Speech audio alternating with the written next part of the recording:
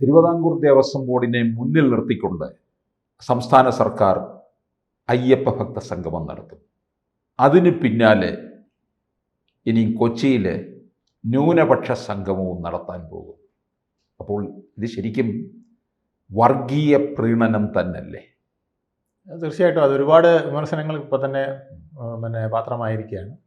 കാരണം ഭൂരിപക്ഷ വർഗീയതയ്ക്ക് വേണ്ടിയാണ് അയ്യപ്പ സംഗമം എന്ന പേരിലൊരു സംഗമം നടത്തുന്നതെന്ന് നമ്മൾ നേരത്തെ തന്നെ വിശകലനം ചെയ്തതാണ്. അത് ഏതാണ്ട് ഇന്ത്യയിലെ കേരളത്തിലെ പ്രധാനപ്പെട്ട രാഷ്ട്രീയ നിരീക്ഷകരും മാധ്യമങ്ങളും ഒക്കെ അത്തരത്തിൽ തന്നെയാണ് വ്യാഖ്യാനിച്ചത്. എതിർ രാഷ്ട്രീയ കക്ഷികളും അത്തരത്തിൽ തന്നെയാണ് വ്യാഖ്യാനിച്ചത്.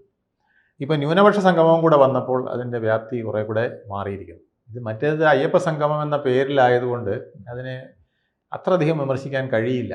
കാരണം ഒന്ന് നടത്തുന്നത് ദേവസ്വം ബോർഡാണ്.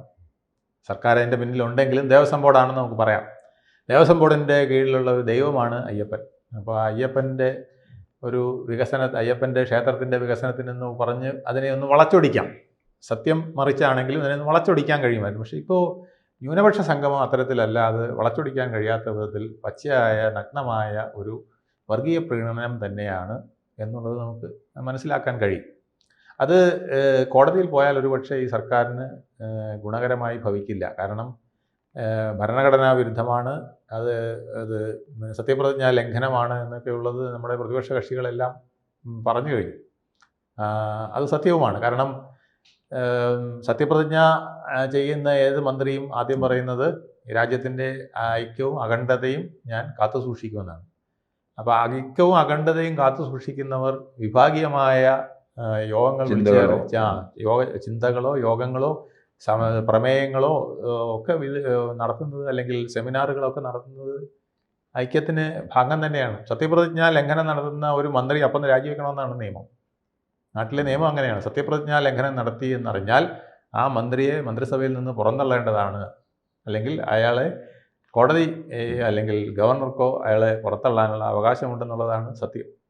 അപ്പോൾ അത് വളരെ ഗുരുതരമായൊരു വിഷയമാണെന്ന് CPM തന്നെ മനസ്സിലായിട്ടുണ്ട്. അതുകൊണ്ടാണ് അവരതിനെ ഒന്ന് കറക്കി വീണ്ടും എടുത്തിരിക്കുന്നത്. ഞങ്ങൾ ന്യൂനപക്ഷ സംഗമം അല്ല നടത്തുന്നത്, ഞങ്ങൾ നടത്താൻ പോകുന്നത് ന്യൂനപക്ഷ സമ്മേളനമാണ്. അത് ന്യൂനപക്ഷ പ്രമേയങ്ങൾ അവതരിപ്പിക്കാനുള്ള ഒരു വേദിയാണ്. അത് ന്യൂനപക്ഷത്തിൻ്റെ ക്ഷേമം, ന്യൂനപക്ഷത്തിൻ്റെ വെല്ലുവിളികൾ, ന്യൂനപക്ഷത്തിൻ്റെ ഭാവിയിലെ മുന്നോട്ടുള്ള പോക്ക് എന്നിവയ്ക്ക് വേണ്ടിയിട്ടുള്ള ന്യൂനപക്ഷ വകുപ്പിൻ്റെ മന്ത്രിയും സെക്രട്ടറിയും ചേർന്ന് നടത്തുന്ന ഒരു പരിപാടിയാണ്. ഞങ്ങൾ ഇത്തരം 33 പരിപാടികൾ വിഷൻ കേരള 2031 എന്നുള്ള അതിൻ്റെ ഭാഗമായിട്ട് ഞങ്ങൾ നടത്തുന്നു.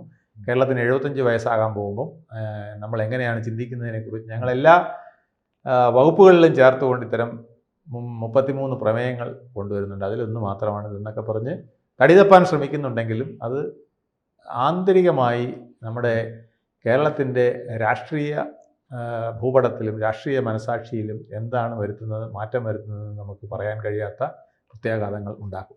ഈ ന്യൂനപക്ഷ കമ്മീഷനെ മുന്നിൽ നിർത്തിക്കൊണ്ടാണ് ആ വകുപ്പിനെ മുന്നിൽ നിർത്തിക്കൊണ്ടാണ് ന്യൂനപക്ഷ സംഗമം നടത്തുന്നത്.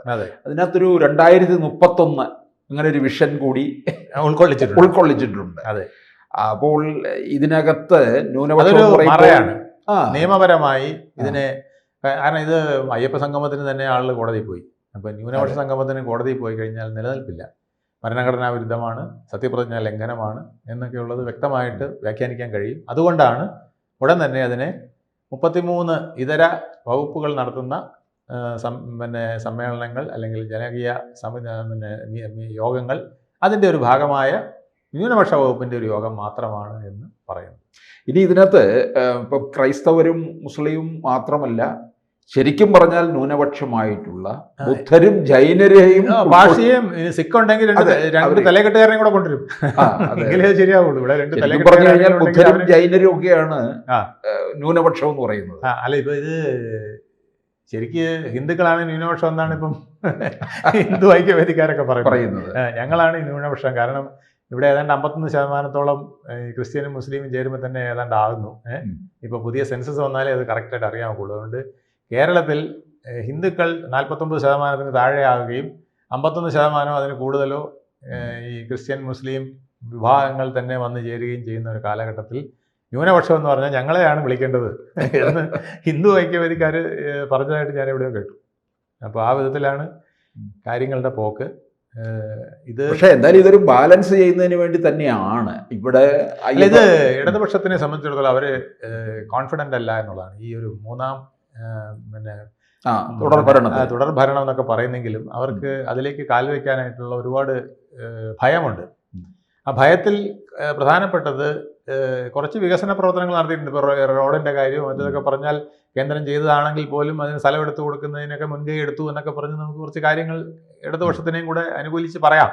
പക്ഷെ അത് ചെയ്തതിനോടൊപ്പം മറ്റു പല കാര്യങ്ങളിലും അവർക്ക് ജനങ്ങളുടെ നിത്യജീവിതത്തെ ബാധിക്കുന്ന പ്രശ്നങ്ങളിൽ അവർ വളരെ ദൂരം പുറകോട്ട് പോയിരിക്കുന്നു.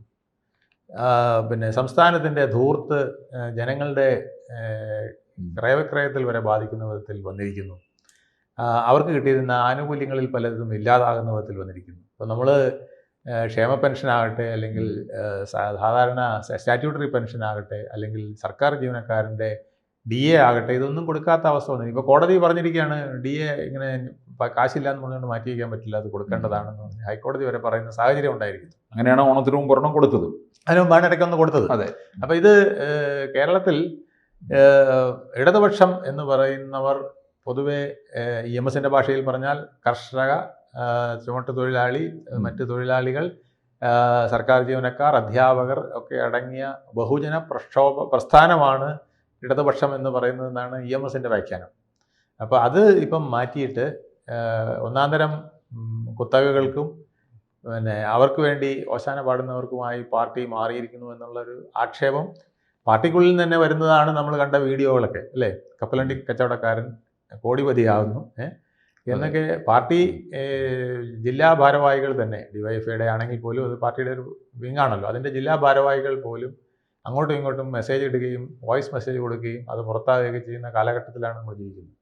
പല കോപ്പറേറ്റീവ് ബാങ്കുകളും കൊള്ളയടിച്ചതിൻ്റെ പിന്നിൽ പാർട്ടിക്കാരാണെന്നും അങ്ങനെ അവർ കോടിപതികളായെന്നും പാർട്ടിയുടെ ആസ്തിക്കേക്കാൾ കൂടുതൽ ആസ്തിയുള്ളവർ ഈ സംസ്ഥാനത്തുണ്ടെന്നും ഒക്കെ പറയുന്ന സാഹചര്യം പാർട്ടിക്കാർ തന്നെ ഉണ്ടാക്കി വെച്ചിരിക്കുന്നു.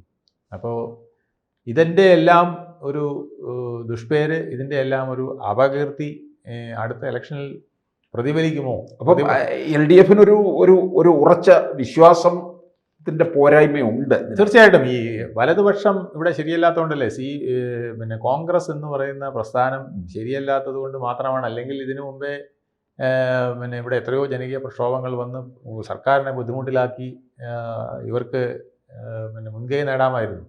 ഈ അവസാന നിമിഷത്തിൽ പോലും കോൺഗ്രസ്സിന് അത് കഴിയുന്നില്ല എന്നുള്ളതാണ്. അവർ പരസ്പരം ചെളിവാരി എറിയാനും പിന്നെ സോഷ്യൽ മീഡിയയിൽ നേതാക്കളെ പരസ്പരം പഴിചാരാനും പ്രതിപക്ഷ നേതാവിനെ കൊച്ചാക്കാനും ഒക്കെയാണ് അവർ നടന്നുകൊണ്ടിരിക്കുന്നത്. അപ്പം അവരവരുടെ മുന്നണിയുടെ ഐക്യം നിലനിർത്താതെ ഒരിക്കലും എതിർ മുന്നണിയെ ആയിട്ട് യുദ്ധം ചെയ്യാൻ കഴിയില്ലല്ലോ. നമ്മുടെ സൈന്യം ശക്തമല്ലെങ്കിൽ എങ്ങനെയാണ് എതിർക്കാൻ ഒറ്റ നേതാവും ഉഗ്രമായൊരു സൈന്യവും അപ്പുറത്ത് നിൽക്കുമ്പം പറ്റുന്നത്? പിണറായി വിജയൻ്റെ നേതൃത്വത്തിലുള്ള സൈന്യം ശക്തമാണ്. അവരെന്തൊക്കെ അഴിമതി കാണിച്ചെന്ന് പറഞ്ഞാലും അല്ലെങ്കിൽ എന്തൊക്കെ ജനവിരുദ്ധ പദ്ധതികൾ നടപ്പിലാക്കിയെന്ന് പറഞ്ഞാലും അവർക്ക് അവരുടെ കൂട്ടായ്മ ശക്തമാണ്. അപ്പോൾ ആ കൂട്ടായ്മയെ നേരിടാൻ ശക്തമായ ഒരു പ്രതിപക്ഷം ആവശ്യമാണ്. ആ ശക്തമായ പ്രതിപക്ഷം ഇവിടെ ഇല്ലാത്തൊരവസ്ഥയാണ്. BJP അത്തരത്തിലൊരു മുന്നണിയായിട്ട് ഉയർന്നു വന്നിട്ടുമില്ല. അപ്പം BJP ഇപ്പോൾ അതിനുവേണ്ടി ശ്രമിക്കുന്നുണ്ട്. ക്രിസ്ത്യൻ പിന്നെ വിഭാഗങ്ങളെ കൂടെ ഉൾക്കൊള്ളിച്ചാൽ ഒരുപക്ഷെ BJPക്ക് നിർണായകമായ ഒരു പ്രാതിനിധ്യം ഉണ്ടാവാം. അങ്ങനെ ഒരു പ്രാതിനിധ്യം നിയമസഭയിൽ വന്നാൽ ഒരുപക്ഷെ ഒരു തൂക്ക് നിയമസഭ വന്നാൽ BJPയും കൂടെ ഉൾപ്പെട്ടാലേ ഒരുപക്ഷെ ഇനി ആരാണ് ഇവിടെ ഭരണം നടത്തേണ്ടത് എന്ന് തീരുമാനിക്കാൻ കഴിയുള്ളൂ. അല്ല, BJPക്ക് വലിയ നേട്ടം ഉണ്ടാകുമെന്നാണല്ലോ ബിനോയ് വിശ്വം തന്നെ പറയുന്നത്. ഭയക്കുന്നു. കാരണം ആ വിധത്തിൽ അവരുടെ 10-30 മണ്ഡലങ്ങളിൽ അവർ ശ്രദ്ധ കേന്ദ്രീകരിച്ചാൽ, പ്രത്യേകിച്ച് അതിനകത്ത് ഈ ക്രിസ്ത്യൻ വോട്ടുകൾ 5% വന്നാൽ പോലും, ഇപ്പം മുഴുവൻ വരണമെന്നില്ല, 5-6% ക്രിസ്ത്യൻ വോട്ടുകൾ വന്നാൽ പോലും നേരിയ ഭൂരിപക്ഷത്തിന് അവർ തോൽക്കുന്ന പല മണ്ഡലങ്ങളിലും അവർക്ക് വിജയിക്കാൻ കഴിയുമെന്നുള്ളതാണ്. അത് ക്രിസ്ത്യൻ വിഭാഗത്തിനും ഗുണം ചെയ്യുമെന്നാണ് പല ബിഷപ്പുമാരും വിലയിരുത്തുന്നത്. കാരണം ഞങ്ങൾക്കും ഒരു ശക്തി വേണമെങ്കിൽ ഇന്ന് ഈ കേരള കോൺഗ്രസ് എന്ന് പറഞ്ഞ ഏതെങ്കിലും മുന്നണിയുടെ അടിയാറോ പറയുന്ന ഒരു പ്രസ്ഥാനം കൊണ്ട് നടന്നിട്ട് കാര്യമില്ല. ഒരു ദേശീയ പ്രസ്ഥാനത്തിൻ്റെ ഭാഗമായി നിന്നുകൊണ്ട് ഞങ്ങളുടെ വോയിസ് അവിടെ ഉയർത്താൻ കഴിഞ്ഞാൽ ഞങ്ങൾക്ക് ദേശീയ തലത്തിലും സംസ്ഥാനത്തിലും ഒരുപോലെ പിടിമുറുക്കാൻ കഴിയും. ഭരണത്തിൽ അത് ക്രിസ്ത്യാനികൾക്ക് ഗുണം ചെയ്യുമെന്നുള്ളതാണ് ഈ ക്രിസ്ത്യൻ വിഭാഗങ്ങളുടെ ഒരു ചിന്ത.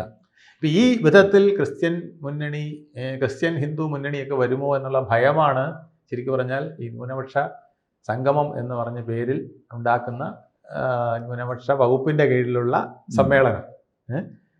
അപ്പോൾ അത് തീർച്ചയായിട്ടും ലാക്ക് ഓഫ് കോൺഫിഡൻസ് ആണ് കാണിക്കുന്നത്. പിന്നെ എന്തായാലും അവർക്കത് ചെയ്യാതിരിക്കാൻ നിവൃത്തിയില്ല. ചെയ്തില്ലെങ്കിൽ ഭരണവിരുദ്ധ വികാരം ഇതിന് മുന്നിൽ നിന്ന് പ്രശ്നങ്ങളുണ്ടാക്കും. അപ്പോൾ അതിനെ എങ്ങനെയെങ്കിലും തടയിടാൻ ശ്രീ പിണറായി വിജയൻ്റെ നേതൃത്വത്തിലുള്ള ഒരു അടവ് നയമാണ് ഇപ്പോഴത്തെ അയ്യപ്പ സംഘമവും ന്യൂനപക്ഷ സംഘവും. പക്ഷേ ഇത് എത്രത്തോളം വിജയിക്കും, വെളുക്കാൻ തേച്ചത് പാണ്ടാകുമോ എന്നുള്ളതാണ് രാഷ്ട്രീയ നിരീക്ഷകർ ഇപ്പോഴും പറയുന്നത്. അത് മിക്കവാറും വെളുക്കാൻ തേക്കുന്നത് പാണ്ടാകാനുള്ള വഴിയുള്ളൂ എന്നുള്ളതാണ്. കൂടുതൽ വാർത്തകളും വിശേഷങ്ങളും നിങ്ങളിലേക്ക് എത്താൻ ABC മലയാളം സബ്സ്ക്രൈബ് ചെയ്യുക, ബെൽ ബട്ടണും അമർത്തുക.